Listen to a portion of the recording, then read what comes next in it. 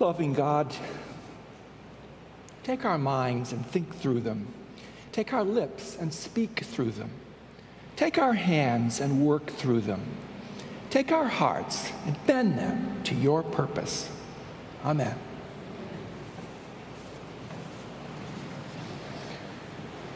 The Episcopal Church of my childhood opened in a Rhode Island suburb at the height of the baby boom and soon burst at the seams with a growing Sunday school. At age 12 or so, I started confirmation class. Much of our learning dealt with the church's beliefs and practices. But one day, the rector took us on a tour to explain various features of the worship space. The entryway, we learned, is called the narthex. Nearby is the baptismal font. This is the pulpit. That's the lectern. The area around the altar is called the chancel or sanctuary, and so on. Saving the biggest feature for last, he led us to the center aisle and said, "Look up." Above, we saw a row of curved wooden beams stretching the length of the room. "Imagine this ceiling upside down," he said. "Flipped around. Doesn't it look like the hull of a ship?" As I looked, I began to get the picture of a large and sturdy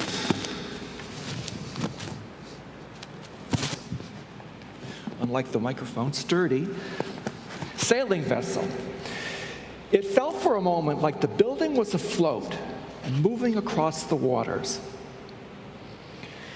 We learned that this section where the congregation sits was called the nave, from the Latin word navis, or ship.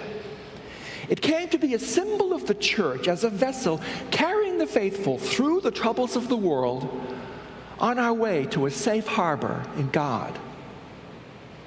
After this, we went back to confirmation lessons like memorizing the Apostles' Creed. But none of it made as lasting an impression on me as did that tour. And while I would soon forget some of the churchy names for things, I always remembered the nave. In the midst of life's uncertainties and challenges, it has felt good to know that I'm on a vessel journeying with others. Later, I'd begin to understand church as more than a building of bricks and mortar, but as a community of people called to be church, sent out and watched over by God. Like you, I'd come to learn that we travel not aboard an imposing luxury liner with private cabins, but a smaller, humbler, more vulnerable boat with an open seating plan and duties shared by all. A boat like the one Jesus' disciples are in today. At St. Columba's, we can see such a vessel in the mosaic in our narthex. Designed by parishioner Barb Erskine, it depicts Columba's journey from Ireland to Scotland in a Celtic boat called a cura, far smaller and flimsier than a ship, and likely closer to the type of boat used by fisher folk in Jesus' time. We join the disciples as Jesus sends them out onto the Sea of Galilee. It's the end of a long and unforgettable day that began in earlier verses in Matthew's Gospel with the grim news of the murder of John the Baptist as ordered by Herod. For Jesus and his friends, this is sobering evidence of the worst that human powers can do when a messenger of God challenges injustice. Yet later, the same day, comes the miracle of Jesus' feeding of the 5,000. Now the disciples have breathtaking proof of what God's power can do to bring hope and shared abundance, despite the forces that divide and oppress God's people. Do we have days like this? Perhaps not with such dramatic swings, but surely we know how it feels to wake up surrounded by disturbing news that can make us question where God is. Yet, such days can also offer unexpected joy and relief, surprising connections, glimpses of beauty, reminders that God's life-giving energy and love are stirring within and around us. After such a momentous day, we might think that Jesus would give his disciples some time off. But no, he orders them to get into the boat and go on ahead to the other side. And notice, he doesn't suggest this. He makes them get into the boat without him. Jesus senses that time for his earthly ministry is limited. It is urgent now to prepare his friends to be proclaimers of peace, the good news of God's love and justice, despite the risks. They get into the boat and cast off on their own for the first time. Matthew's is the only gospel to introduce, in later verses, the word church to name the Jesus community.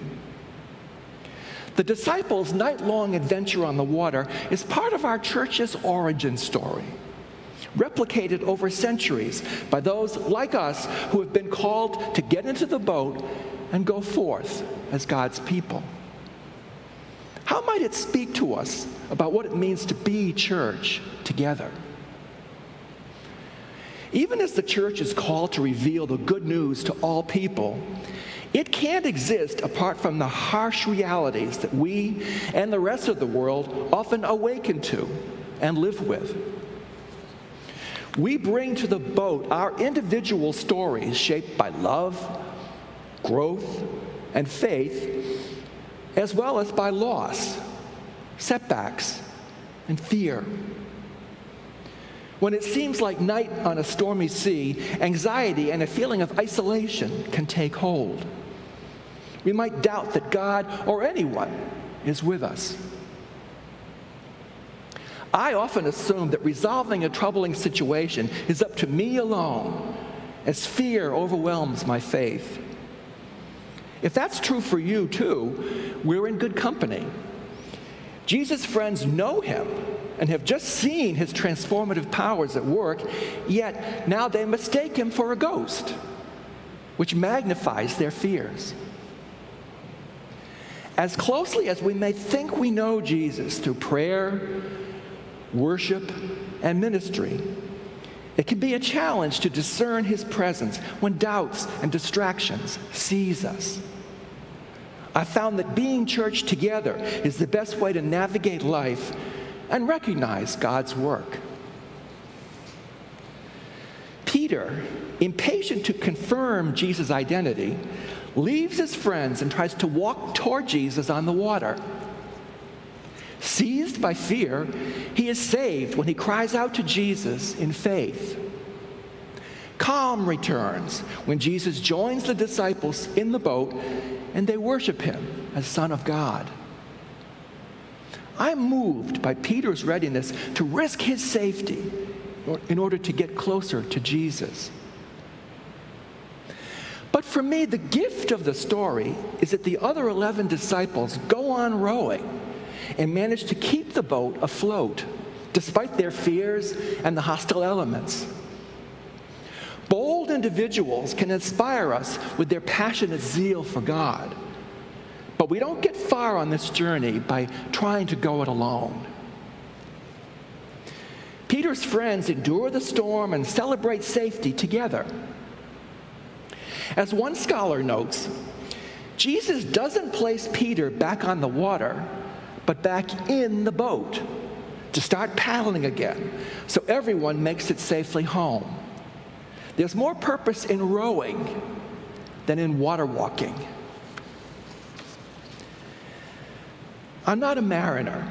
I know nothing about boating. But like you, I've been handed an oar and called to row as we make our way through the world as church. What are some good things to remember as we leave the shore? 3 things occur to me. First, we need to heed Jesus' rather imprecise directions to go on ahead to the other side. The other side of wherever we are can be a place of opportunity and healing. It can also loom as daunting, even threatening. Jesus seems to want us to move beyond what is familiar and to trust that venturing out into the unknown with others will give us a glimpse of God that we're not expecting. I've learned this among you. Many of us have faced times of transition we weren't prepared for, nurtured new relationships across boundaries we didn't expect to cross, or discovered blessings in the midst of losses that we thought would crush us. Jesus' call resonates not only in our personal stories, but in our common mission. We go to the other side as we reach out within and beyond these walls to seek justice for those who have the wind against them. By offering respect, compassionate hospitality, and advocacy for our neighbors, whether it's across the city, across the street, or across the table, we bring God's beloved community closer. Second, we need to remember that on this boat, we are invited into the dual role of passenger and crew member. God needs both in order for the good news to be spread. Often, what we need most from church is a safe space to meet God with prayer and praise and to discover renewed hope and strength. There are also seasons when we're aware of gifts and energies that we're ready to contribute to the ministries that allow God's work to flourish here. God's Spirit blesses us as passengers and as crew, and signals us when it might be the right time to step up or step back.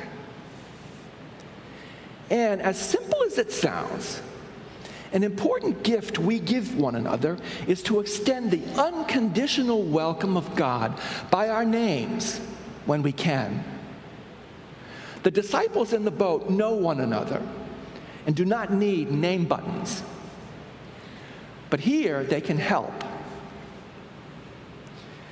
Third, and lastly, we need to make it our main mission to go into the world with our hearts attuned to Jesus' heart that is brimming with love. As individuals, this might seem impossible to do all the time.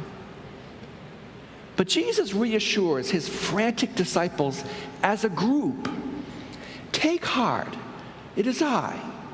Do not be afraid." He is ready to replenish our depleted supply, as if to say, "Didn't you pack enough heart for this boat? It's okay. I've got more than enough." Theologian Walter Brueggemann has written, "Ours is a time of upheaval and threat and challenge, when people are devoured with anxiety. God has called the church to be an unanxious presence in the midst of this." Let's get into the boat, my friends, taking heart to bring the life-giving presence of Jesus into our anxious world. Amen.